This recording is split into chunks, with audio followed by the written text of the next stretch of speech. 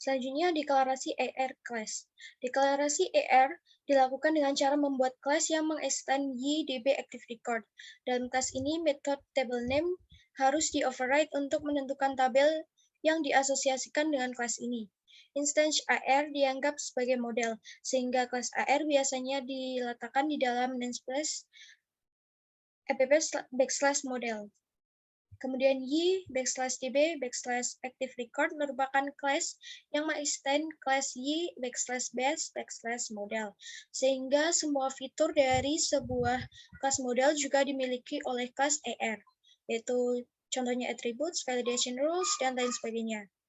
Secara default, kelas AR akan menggunakan komponen aplikasi DB, y_app_db untuk menghubungkan ke database.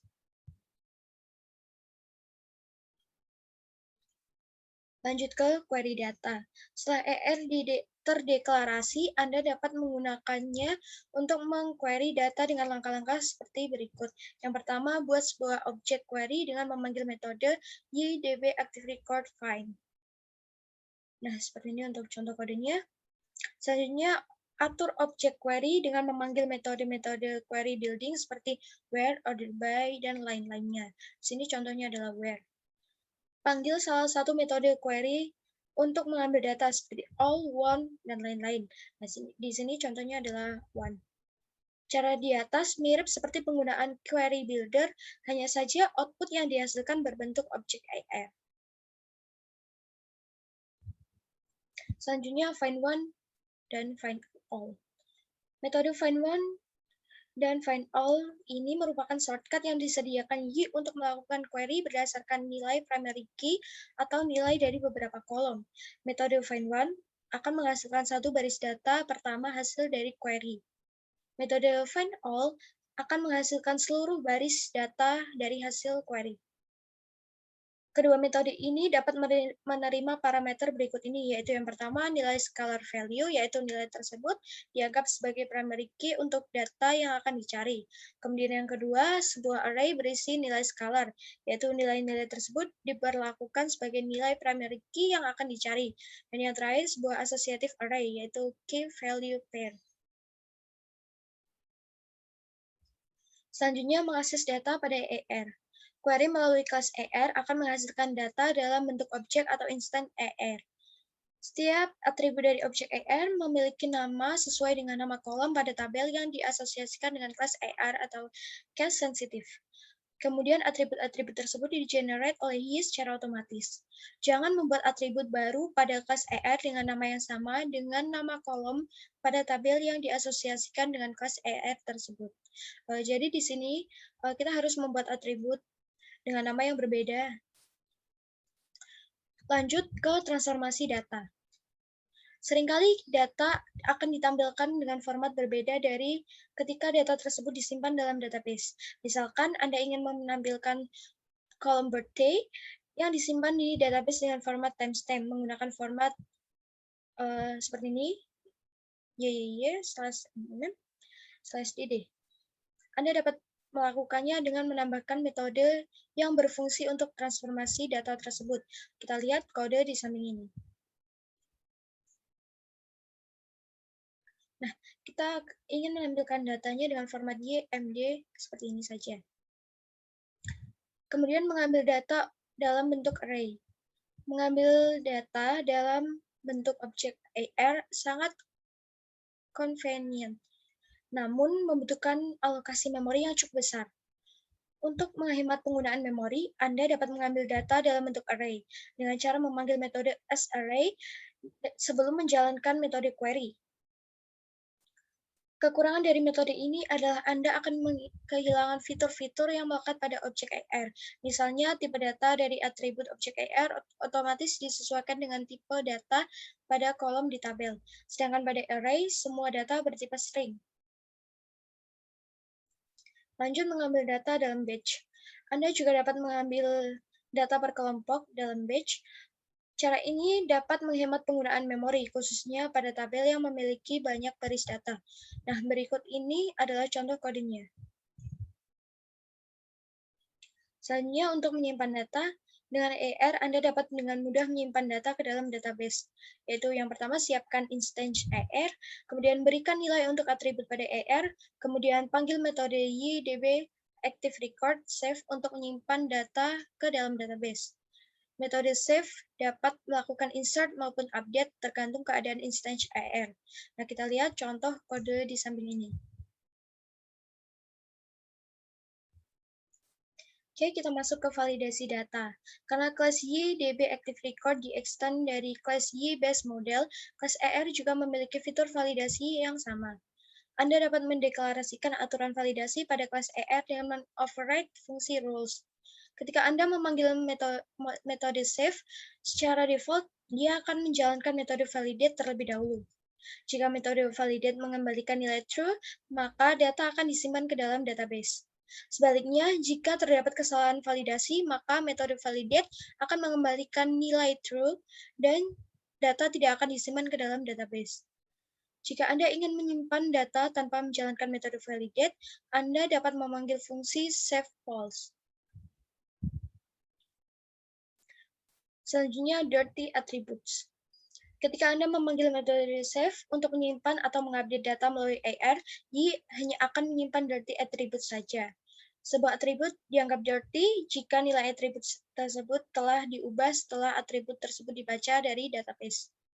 Metode validate akan tetap dilakukan pada semua atribut tanpa melihat apakah atribut tersebut dirty atau tidak. Anda dapat mengetahui atribut mana saja yang dirty dengan cara memanggil metode ydb active record get dirty attributes. Oke, selanjutnya default attribute value. Beberapa kolom pada tabel dapat memiliki nilai default. Untuk mendapatkan nilai default dari database, dapat Anda lakukan dengan memanggil metode load default values. Nah, seperti ini untuk contoh kodenya. Oke, kita lanjut ke mengupdate beberapa baris sekaligus. Metode save yang telah dijelaskan sebelumnya hanya dapat mengupdate satu baris data untuk setiap pemanggilan. Untuk mengupdate beberapa baris data sekaligus, kita dapat melakukannya dengan cara memanggil metode update all. Nah, seperti ini untuk contoh kodenya. Berikutnya adalah menghapus data. Untuk menghapus satu baris data, yaitu caranya ambil data yang akan dihapus dari database, kemudian panggil metode ydb active record delete. Sedangkan untuk menghapus beberapa atau semua baris data sekaligus, kita dapat melakukan pemanggilan metode ydb active record delete all. Nah, seperti ini untuk contoh kodenya. Selanjutnya bekerja dengan transaksi. Transaction dapat diartikan sebagai satu atau lebih perintah SQL yang harus selesai semuanya atau tidak sama sekali. Di dalam sebuah transaction, jika semua perintah berhasil dijalankan, maka akan melakukan commit. Sedangkan jika ada satu saja perintah yang gagal, maka akan dilakukan perintah rollback. Kita lihat contoh penggunaan transaksi pada ER pada kode di samping ini. Oke, lanjut. Bekerja dengan relational data. Selain bekerja dengan tabel tunggal, Active Record juga mampu untuk membawa serta tabel yang berelasi dengan tabel utama. Sebagai contoh, data customer berelasi dengan data order, di mana seseorang customer dapat melakukan satu atau lebih order. Kemudian, dengan deklarasi relasi yang benar, kita dapat mengakses daftar order dari seorang customer melalui ekspresi customer orders. Ekspresi ini akan berisi array dari objek AR order. Lanjut deklarasi relasi. Untuk bekerja dengan relasi menggunakan AR, kita harus mendeklarasikan relasi di dalam kelas ER terlebih dahulu. Langkah deklarasinya sederhana, yaitu cukup dengan mendeklarasikan metode relation untuk setiap tabel yang berelasi dengan tabel ER. Setiap metode untuk relasi harus diberi nama dengan format get XYZ, di mana XYZ tersebut sebagai nama relasinya. Kemudian fungsi has many digunakan untuk mengakses relasi one to many, sedangkan fungsi has one digunakan untuk mengakses relasi one to one. Kemudian mengakses relational data. Setelah mendeklarasikan sebuah relasi, kita dapat mengakses relational data melalui nama relasinya. Jika sebuah relasi dideklarasikan menggunakan fungsi hash many, maka dia akan mengembalikan array dari objek AR yang dideklarasikan. Sedangkan jika kita deklarasinya relasinya menggunakan fungsi hash1, maka akan mengembalikan sebuah objek AR. Nah, kita lihat contoh kode di bawah ini.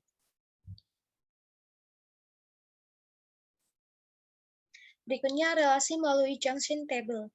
Di dalam Berikutnya adalah relasi melalui junction table. Di dalam konseptual data modeling, kadang kita mendefinisikan relasi many to many. Misal relasi antara tabel order dan tabel item, di mana setiap order dapat berisi beberapa item dan satu item dapat berada dalam beberapa order. Pada kondisi ini dibutuhkan sebuah tabel relasi yang biasanya disebut sebagai junction table.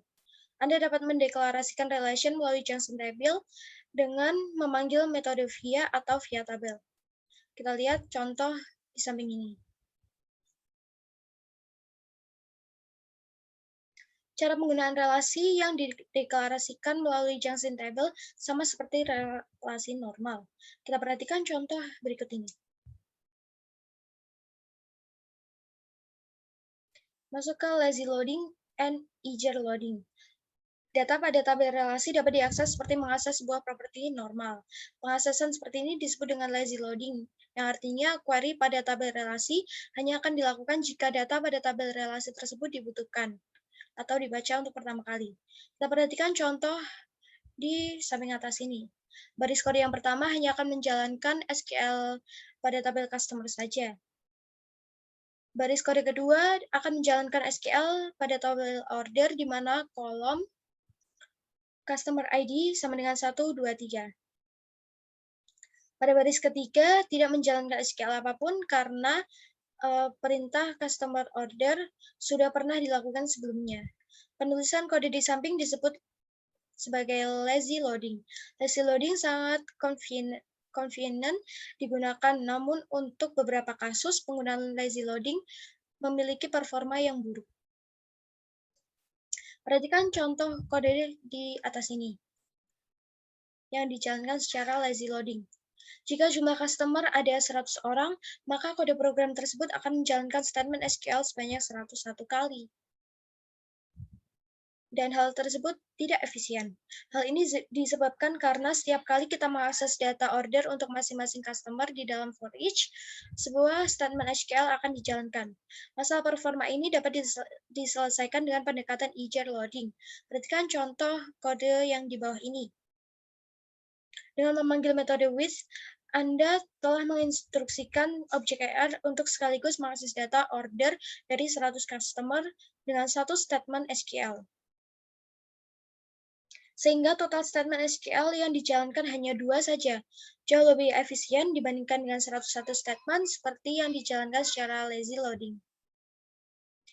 Kemudian migration, yaitu memiliki fitur yang sangat lengkap terkait database migration. Dengan database migration, Anda dapat membuat tabel, menambahkan foreign key, membuat index, membuat junction table, dan lain-lain. Gunakan perintah y-migrate/create untuk membuat file migrasi dasar. Anda dapat melengkapinya kemudian. Gunakan perintah y-migrate untuk menjalankan proses migrasi. Untuk fitur migrasi yang lebih lengkap dapat ditemukan pada dokumentasi itu. Jadi sekian penjelasan dari saya. Terima kasih.